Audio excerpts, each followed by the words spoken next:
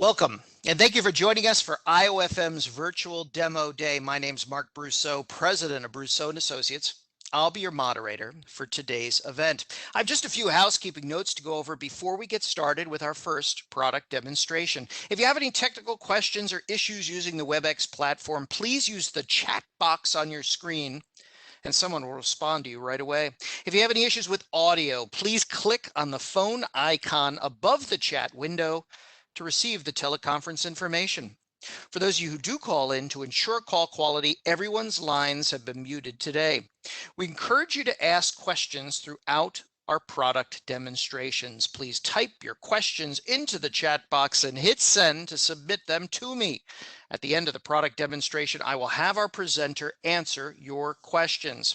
One last important note, today's event will not be available on demand. Please plan to attend the sessions that are of interest to you. That webinar confirmation email that you received provides you with full day access for you to come and go as you see fit and your schedule allows.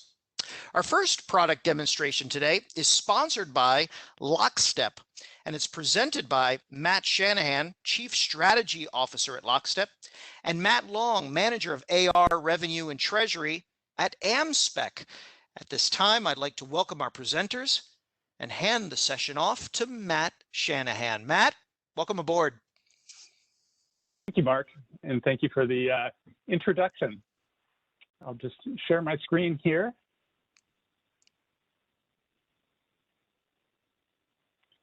And today, as Mark indicated, both myself and Matt Long from AmSpec will give you a demonstration, but we thought it'd be really interesting to have Matt give his experience and kind of what they were facing as they looked at really improving their collections. And so, Matt, I might ask you just if you could give an overview of your group real quickly, and then we'll hop into the rest of the presentation. Sure, thank you. As Matt had said, I work for AmSpec LLC. I've been here for roughly 8 years. And in that time, we've grown our business, hundreds of folds since I started here. So the ability for one person in a team to kind of handle our business, especially on the AR side, has needed to kind of expand out these roles. So we now have a team of 3 people who handle an AR roughly about $80 million, which is from the Northeast, North America, Central America, and South America. And our business is in the oil, gas, chemical, and agricultural inspection industry. And so that's kind of the overview of where our company is. Great, thank you, Matt. In terms of an agenda, what we'll do is just give a quick intro to Lockstep for some background, talk about AR automation just so that we have a definition that we're working with in the presentation, and then we'll jump into a demo and kind of walk through some of the things there, finalizing with a Q&A. A little bit about Lockstep. We're on a mission to connect the world's accounting departments so they can work better together. We see the world as evolving away from sending emails back and forth to each other and typing in information off of PDFs. And there's a whole strategy behind that we'd love to share with you. But today we'll be focused on our AR automation suite. Now, this is a solution built for accounting professionals by accounting professionals.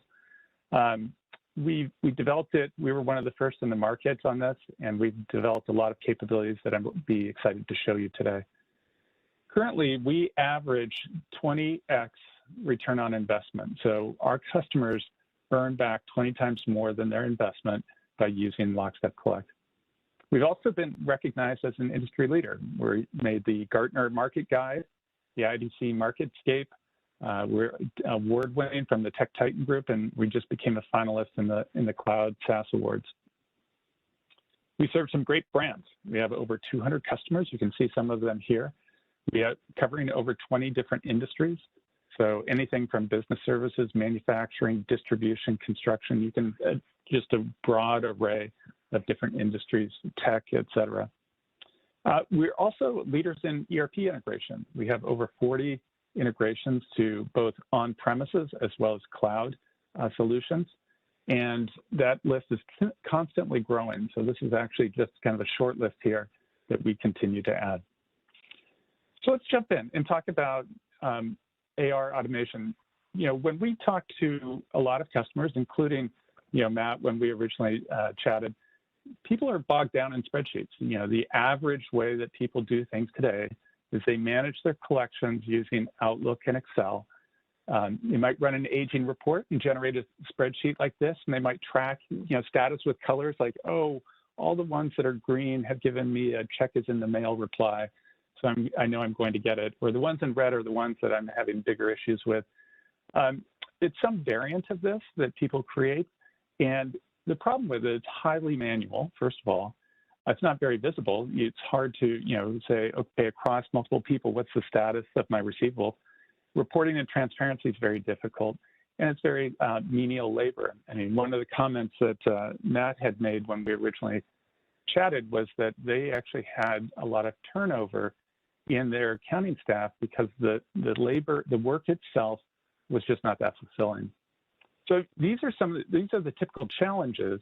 So how do you overcome that? Well, AR automation is really this notion of a cloud-based solution integrated directly with your accounting system to streamline and simplify the collections process.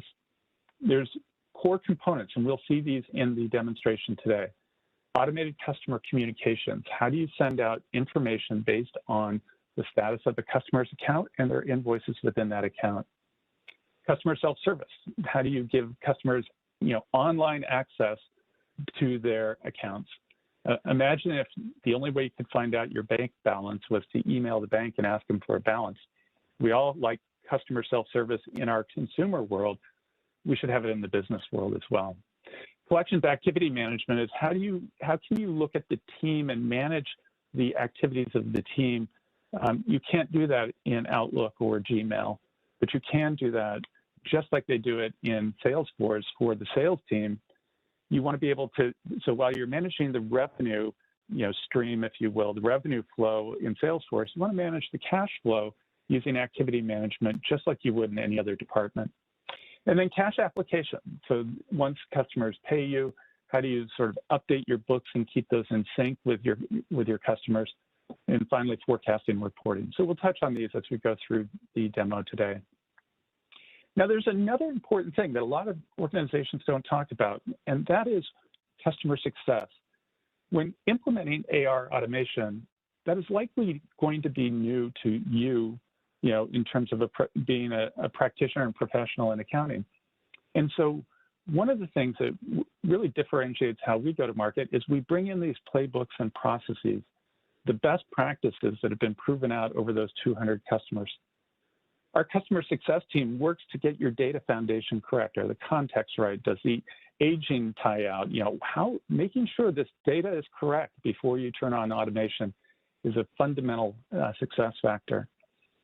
Then it becomes, how do you operationalize and scale, getting people up and ready and going, ultimately to manage those business outcomes. Our customer success team is directly tied to the success of these business outcomes that come out. And the other thing that we do is we embed this into the subscription price. So it's not nickel and dimed or having to kind of pay an extra fee for implementation. It's just built in based on our best practices. And of course, the benefits are pretty broad. Matt will touch on the fact that they increase working capital pretty substantially. Also, cash from operations as a result of that. But freeing up staff time is a big key thing as well, so that you can focus on the issues that matter rather than the menial tasks. Ultimately, this all is dropping to the bottom line, which increases that shareholder value. And as we mentioned, we typically deliver 20x ROI. So how does this work? And then we'll jump into a demonstration. The way the system works, as I mentioned, it directly integrates with your accounting system or ERP. And we have what we call an accounts receivable data management layer. This brings over all the critical information needed for the collections process, things like contacts, invoices, credit memos, account information. All of that data comes over And then on top of that, we have a business rules engine that we call accounts receivable sequencing, because it's going through a sequence of different rules based on, kind of the way you want to run your organization. And those rules trigger off automation. So an automated customer communication, such as a new invoice is ready or an invoice is coming due. That communication can be sent out by email, a text message, or even an automated call. All of those communications are really trying to bring the customer back to that customer self-service portal where they can go online, see their accounts, understand how, even if they're at end of month reconciling, get payment information, and also make payments. So they can go online, make a payment. Now, in an ideal sense, this would be 100% automated, right? It would be zero touch. But of course, issues come up. There may be a dispute. There may be some issues just for that customer in their payment activity. So when that happens, the rules engine is able to detect those things and assign an activity to a collector who can work directly with the customer to resolve the issue. And so that's what we'll see as we go through in our demo today.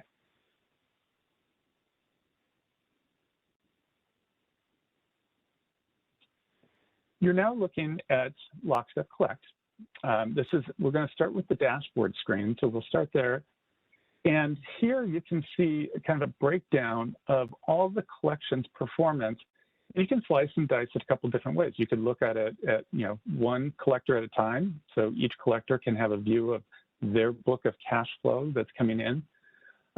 You can look at it across entities. If you have multiple different companies in there, you can actually split it that way. And then multiple currencies. In fact, with AmSpec, they're operating around the globe in multiple currencies and languages using Lockstep Collect. Now, the way the dashboard works out, it's really meant as an operational dashboard where you can look at the top what your current AR balance is, kind of your leaderboard statistics here. But then also start looking at what are the projected cash receipts that are coming in, next 7 days, 30 days, et cetera. Those projections are made the following way. One, if you're collecting promise to pay from customers, those are being recorded and allocated accordingly. There can also be an expected payment. So someone on the collections team can say, yeah, I didn't talk to the customer, but I'm pretty sure this is when they're going to pay us. The third is to look at the payment history. Accounts payable departments, your customers' accounts payable, tend to be very predictable in how they pay. The reason is they have to have a controlled process as well. They have to close their books every month as well. I mean, for them, it's important that they're running a controlled, and they call it DPO, days payable outstanding. So what you can look is you can tend to see, some organizations say, I don't care if you're giving me net 30, I'm going to do net 60. That shows up in their payment behavior, and we can use that to predict when cash is coming in. And then the due date is what we also look at. And so that's what you're seeing across here. These are all drillable, so we could go in and look at the breakdown of what that's going to be and understand it there. There's a graphical view that gives also the historical side of things. And again, these are all drillable to be able to go look at what's going on. Then there's the team activities. So the thing that you can control, you can't always control how your customer's going to pay, but you can control what activities your team focuses on and how they do that. So this is a breakdown of understanding, what got done today, this week, this month, et cetera, or custom range. And so you can look at the different team members and understand, is there enough activity being, done? Are they focused on the right thing? Where's there may be a coaching opportunity? Or if somebody like Alberta is doing really well, how can you kind of dig in and say, what's going well for you? How does that work? Then there's the ability to look at self-service usage. We talked about, if customers are starting to use their online account rather than email you to ask questions, that saves you a lot of time. And so you want to look at the adoption, the history of that. We call this, there's a whole kind of capability that we can drill into that we think of as the Google Analytics, if you will, for self-service usage. There's the aging, getting those buckets, looking at your top customers that might be focused, and then your DSO trends. So the idea is this gives you a lot of operational capability to understand what's going on. So that's one item when we talk about what is AR automation, just this visibility so that you can help make better decisions for your own organization on what cash is coming in, what to expect, how well the team is performing, all is done right here. The next thing that we'll do is let's go look at just one account to get a sense of the rich detail of information available when you're working with a particular account.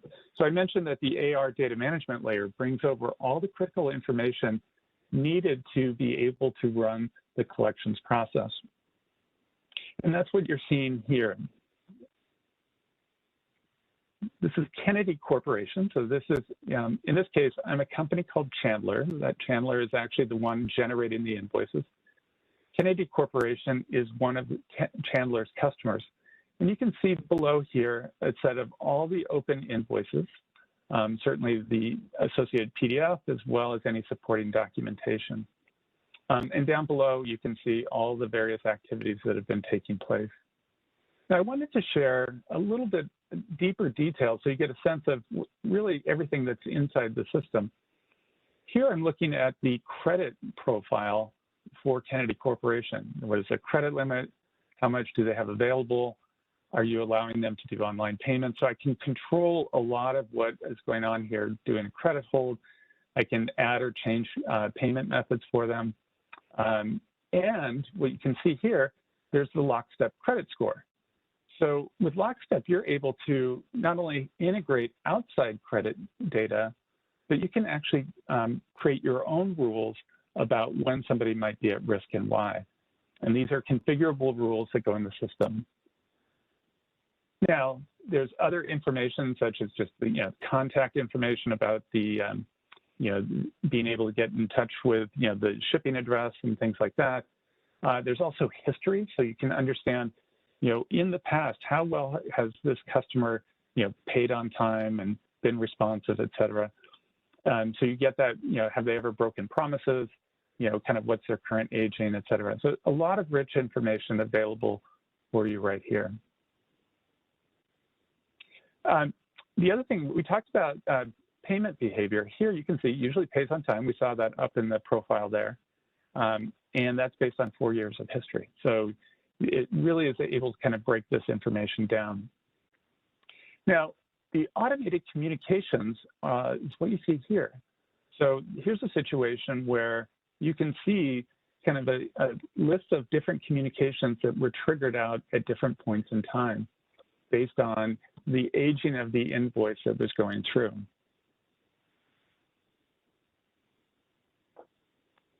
That's what you see here, an upcoming email due, invoice due today, past due, then schedule a phone call. So this is where that rules engine is actually going in and scheduling the phone call to go through.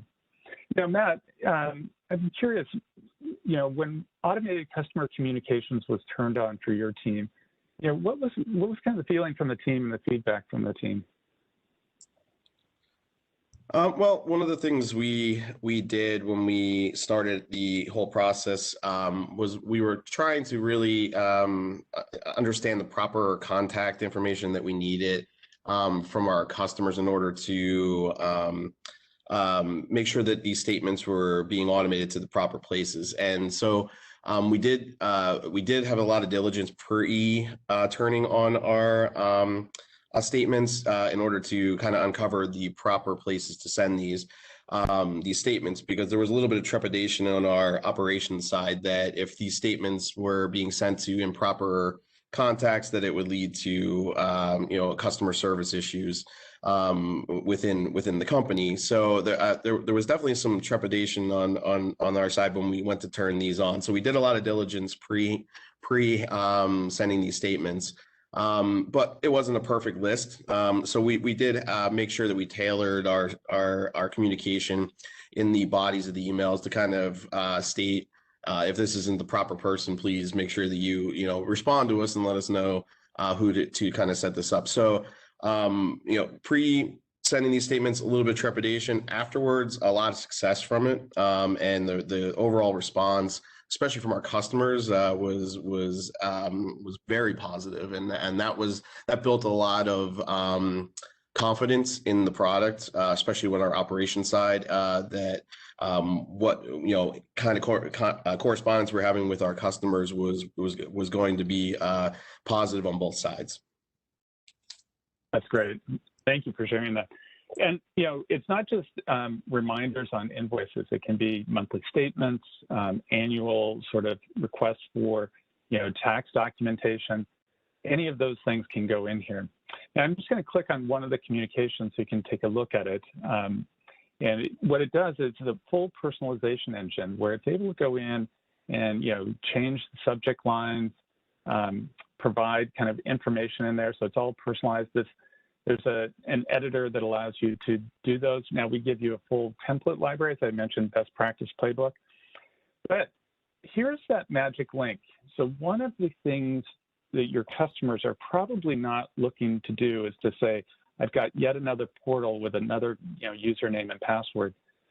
All of our communications are sent out with these magic links, which allows them to simply click on those links and gain access to their account. And that's what you're seeing here.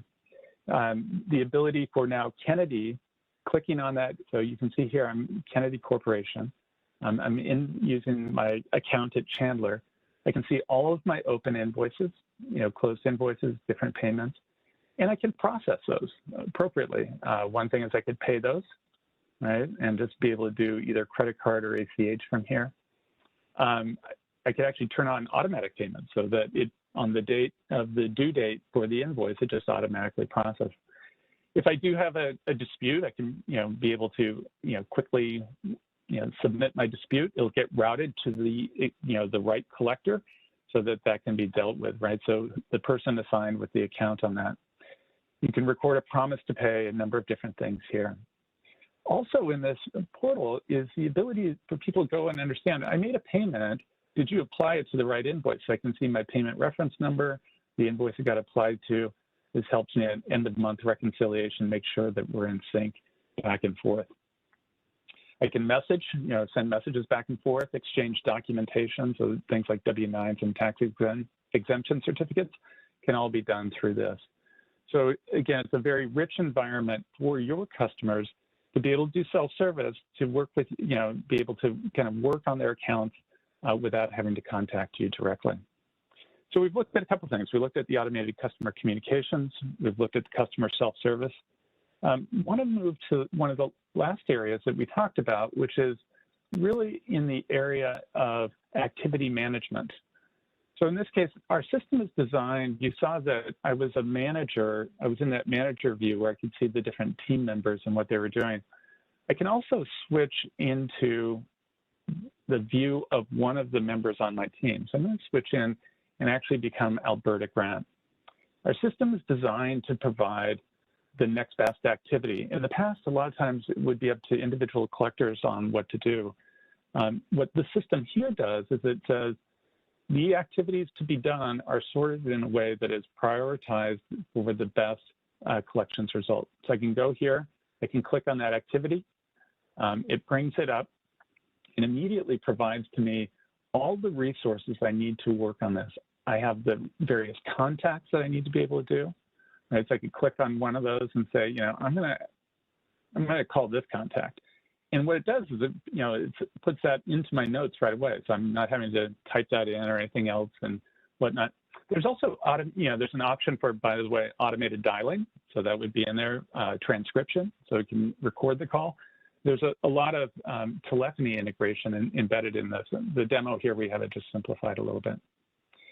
Now, I may decide, okay, I want to double check the procedure for this. And by doing that, it's able to bring up the call script that I can use while I'm doing this. So I can kind of quickly see, okay, let's take a look at the transactions. Here are the transactions, what's due and everything else, great. I can dial, that and talk to the customer. I might put in the notes that they said check is in the mail. That's my code for saying check is in the mail, and that it was sent on 7/21/21. So, I can do that. Now, if I was actually recording a promise, if I talked to them, I was getting a promise instead of, a confirmation, I could do that here. I can also schedule follow-ups everything I need to do, so there's no pre-call administration I need to do, and there's no post-call. So I'm not recording anything in the spreadsheet for follow-up, et cetera. The system will take care of that for me. And in this case, what I'm able to do is just, when I'm done with that, be able to hit save and next, and that next one in that in the activity list will be brought up for me. So it makes my efficiency very, very high. You know, Matt, I don't know if you want to comment on some of the activity management that and some of kind of the areas of focus that you have your team doing versus, you know, some of the payment reminders that may have been done in the past. Well, the one nice part about this system is, and I kind of wanted to talk about, is the implementation and the training and getting somebody up and running on the system. The learning curve is pretty short on this, and so whenever we have a new employee kind of come in, we kind of utilize their personal dashboard to manage their day and their times. So obviously there'll be missed emails on their main sheet, so they'll start there during the day, and they'll respond to customers for any kind of information that's necessary. But they also utilize the reminders in whenever they send out a correspondence with a customer. So if they utilize this as their kind of calendar each day to manage how they go about their business each day. And once they clear all of their to-do list, that's when they then will drive up more productivity by working off of a list of, say, bad debt customers or over 60-day customers, and so on and so forth. So once we get them up and running on the system, we utilize all of our correspondence to set up reminders and drive, future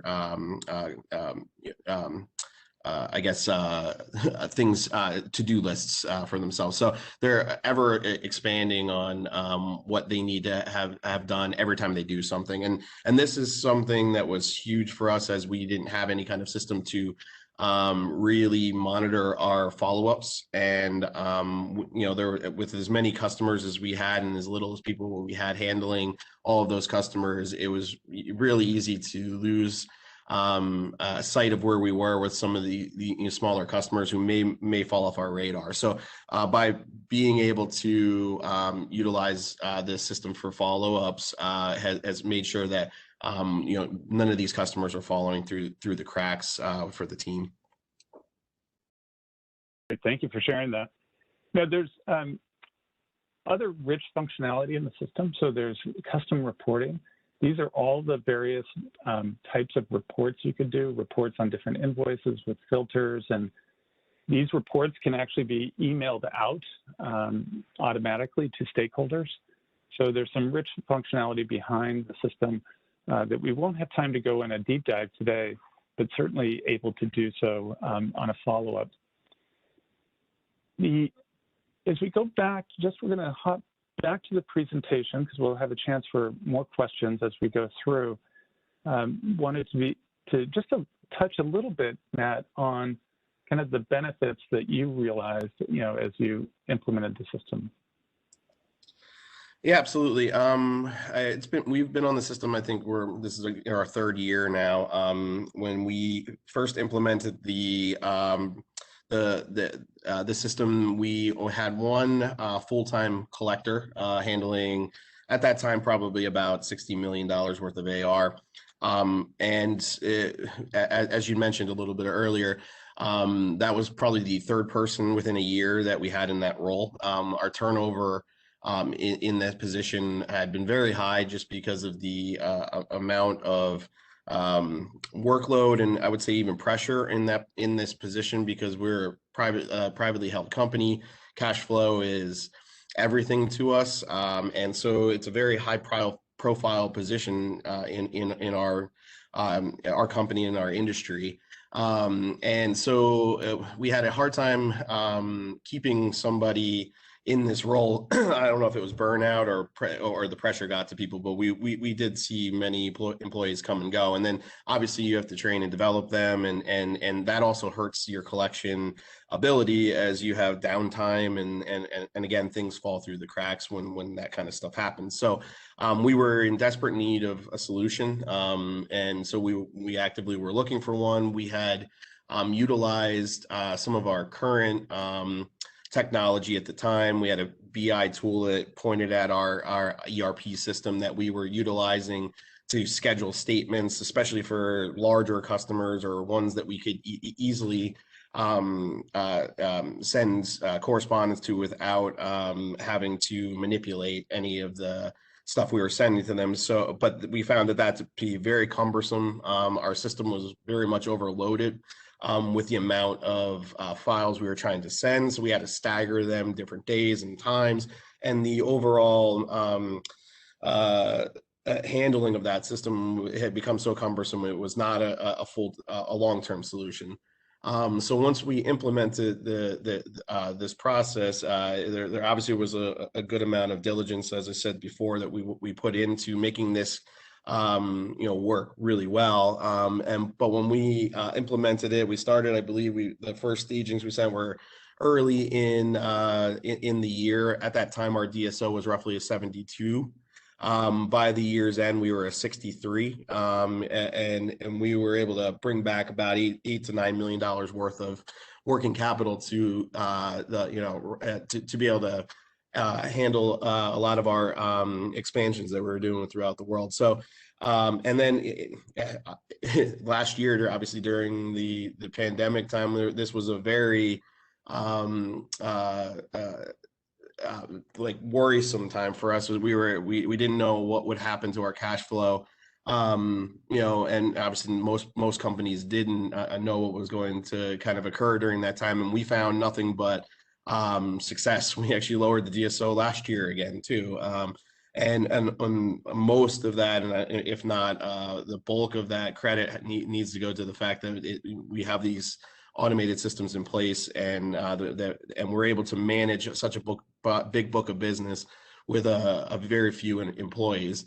And the other thing I will also say the AR role, I've always thought of a specialist or a manager in AR, it has to have a very good personality and able to build relationships with customers in order to kind of make them kind of act a certain way for you and pay on a time, or they'll do favors for you because they like you and they want to do business with you. And when we were overwhelmed, we didn't have opportunity for our employees who were hiring, who were excellent at this, to be able to build those relationships. They were spent most of their time sending, spreadsheets and reconciling accounts and doing things that, to me, were not best serving their skill sets. And it was why we were losing employees. And so now, I mean, the team we have in place, they're very, very good. They're very happy with what they're doing. They don't feel like they're in that same type of position where they're overwhelmed and that all they're doing is sending spreadsheets all day long. And they're really handling the larger accounts. They're building relationships with them, and handling any of these types of disputes or things that where you need somebody to be able to kind of step in and massage that circumstance. And because of having such a good automation system set up, we're now able to allow our employees to do what they do best, and it's led to overall success for the company. But we also have some happy employees now who look forward to reporting to us how well they're doing too. So it's been an overall excellent circumstance for us, and not just dollars and cents, but also in our overall employee well-being. Well, thank you, Matt. That's a great story. And yeah, I remember when you first told me that. It's always good. People fear automation, but it actually makes the job a lot more fulfilling. And with that, we'll open it up to questions, and hopefully we can give you some answers here. There's also some contact information. If you'd like further information about Lockstep, go to lockstep.io.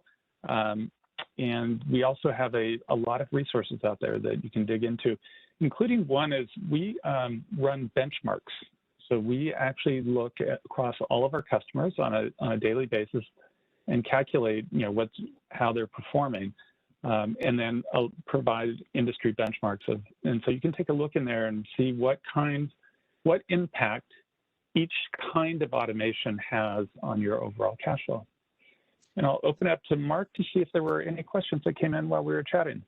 Indeed, this will bring us to the Q&A portion of this product demonstration. If you haven't already submitted your question for Matt Shanahan and Matt Long, go ahead and do so now. Of course, we also invite you to ask a second question. We have a number in the queue already. Matt Shanahan, one of our attendees, is wondering what's involved with integrating this solution into my ERP. Great question. So we have what are called connectors. Connectors are API capabilities to connect up to the ERP.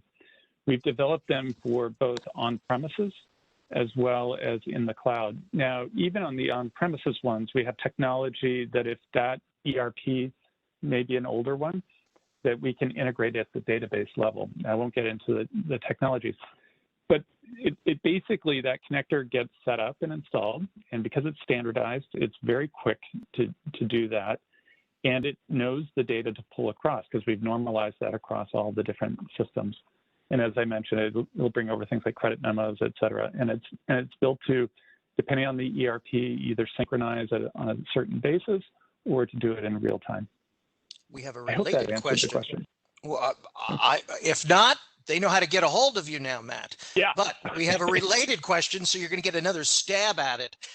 Another attendee is wondering, how long is your implementation process on average, and what's involved in terms of my IT and internal AR staff? Great question. So the reality is there is a range of, depending on, are you a single entity? Are you multiple entities? Do you have multiple languages? Are there multiple currencies? So there are, there's not a single answer. But what we have seen, so let me just give you some ranges. We have seen people go completely full live in less than a month. So that is definitely something that happens. Ultimately, a lot of it is really gets down to the quality of the data in your system. And what it takes to, get the quality of the data up. Matt talked about contact data. If you've been doing paper invoices for a long time, you may be missing a lot of email addresses for AP departments, and then how quickly can you get that in, et cetera. Those are all kind of questions, but the short answer is it can be, it can be extremely quick. Now, the other question is what's involved from the IT. Our customer success team, as I mentioned, is responsible for really all the technical work. If it's an on-premises solution, yes, your IT will want to do the install of the connector, but that's kind of the limit of what they need to do. We take the rest once the connector is installed. Obviously, that's done for security purposes. And then in terms of the accounting staff team, it's really reviewing our best practices, maybe modifying, if you'd like different rules, you tell us what you'd like differently, and then we set it up for you that way. Another attendee writes, tell me more about how you're determining the credit score that you showed. Are we able to direct you to the sources that you could pull data from? Great question. The credit score is customizable. So you determine what rules that you would like for that. Now we have some definitions that we provide people. And then yes, external data sources can be included as part of that.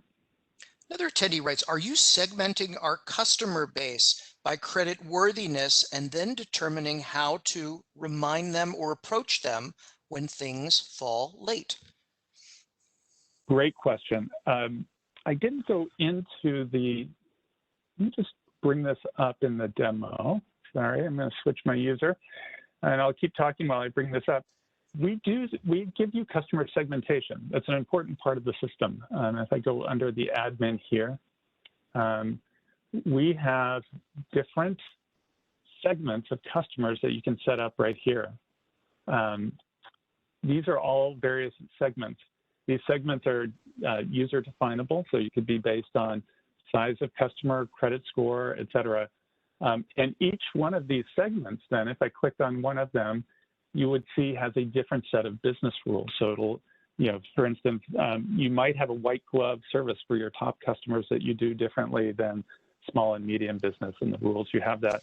Or maybe your kind of lower credit score people follow a different set of automation. But yes, we give you that segmentation. You can see here's the definition here, and then what's done in terms of the rules for that segment.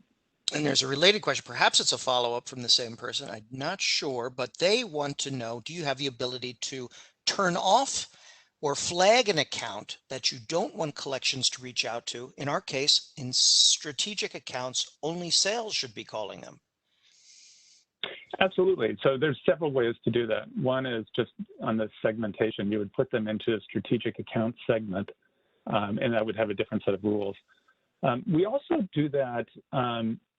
There's a way to flag, for instance, if a dispute is occurring, the system needs to be smart enough not to bug the customer to pay an invoice that might be in dispute. So there's a number of conditions in the system that understands the right customer touch point is actually not to remind them about the invoice right now. And that can be flagged by the collector on a one-off basis. And then there's, as I indicated, there's rules around things like disputes that allow that, or a promise to pay. If they've promised in the future and you've accepted that promise, it'll remind around the promise, not on the current status. Another attendee writes, can this platform interface with more than one ERP at a time? Oh, absolutely. Yeah. You can interface with multiple ERPs. So there's in our area of site options. And when it was asked earlier, how do we set this up? It's a pretty simple setup where you're able to go in and add ERPs right through this setup. And those multiple ERPs could actually be different ERPs. So you might have, maybe a Sage Intacct versus a Sage 500 or an SAP. So you can have multiples and control that. Another attendee writes, is there a maximum number of customers that the platform can handle? No, there's no maximum. So we handle very large organizations, well over $1 billion in receivables with tens of thousands, if not hundreds of thousands of customers. Another attendee writes, and this perhaps is also a related question, how does the platform handle businesses with multiple subsidiaries or business units? So there's a parent-child relationship in the system. So there's a couple of things. That's a great question, and it's almost like a whole webinar just on that topic. We do allow for parent-child relationships for different subsidiaries. Yeah, exactly. And then you can get there's a bunch of things around workflow on that. You can get reporting by subsidiary. You can get roll-ups. You can actually have invoicing done at one level, but reporting done at a different level. There's a lot of capability in the system to handle that and the way you want to run your business operations in that environment. Matt, we have opened Pandora's box. Another attendee writes, how do you handle group parent-child accounts to combine accounts into one credit limit? That's it. That's in there as well. So unfortunately, my demo environment doesn't let me show you that. But as I mentioned, when we're in, I'll go back to whoops, the Kennedy account here. You'll notice when I look in that, it does have a parent-child relationship number in there. It's not filled out because this one, it doesn't have a parent-child. But that's what you're seeing here on the info. I get to it. So this is where the parent ID would be. So we do understand that an organization can be a subsidiary of another one. The credit limit can be set at both at the child, so at the subsidiary, and at the parent level. And then you have rules on how you want to manage those credit limits as a result of that. Matt Long, a question for you. One of our attendees writes, we adjusted our credit scoring and credit limits as a result of the recession. How did you use this tool to help you do that if this was the case in your business over the past year, which I reckon it was? We're unique because we're a service industry, so we tend to we can't let's just say cut customers off as easily as you would think, because most of our customers deal with all of the large players and traders and oil refineries in the world. So there's always multiple customers associated with certain jobs. So we really didn't monitor that very much, to be honest with you. Out through this system, we actually just as a company and as a team, we had weekly meetings with just kind of state of the unions, and we had kind of an ear to the ground for any types of issues where customers may be started to default, and we were very on top of it. We utilized obviously this system to maintain our automations, but we also took it kind of out of this system as well to do a little bit more granular type analysis on these things. So it was kind of a combination of both of those. But if you wanted to use the system in that way, you more than could have. We just didn't during that time, unfortunately. I'm right up against it, Matt Shanahan, but one last question I do want to get in. One of our attendees writes, where can I locate that benchmark data that Matt Shanahan mentioned? It's available on lockstep.io under the resources section. And I will, Mark, I'll provide you a link, and what we can do is send it out to the attendees, but it is in our resources section on the website. That is perfect. And that is all the time we have for this product demonstration. I have just a few housekeeping notes to go over before we officially end and transition into our next product demonstration. If you could please fill out the short evaluation form that will appear once we close out of today's event, that will help us better serve your needs in future virtual demo days. As a reminder, this event will not be available on demand. Please plan to attend the sessions that are of interest to you. That webinar confirmation email provides you with full day access, and you can come and go as you see fit and your schedule allows. Thank you again to Matt Shanahan and Matt Long for an excellent product demonstration today. And thank you to all of you for taking time out of your busy days to join us. This demonstration was brought to you by IOFM, and it was sponsored by Lockstep.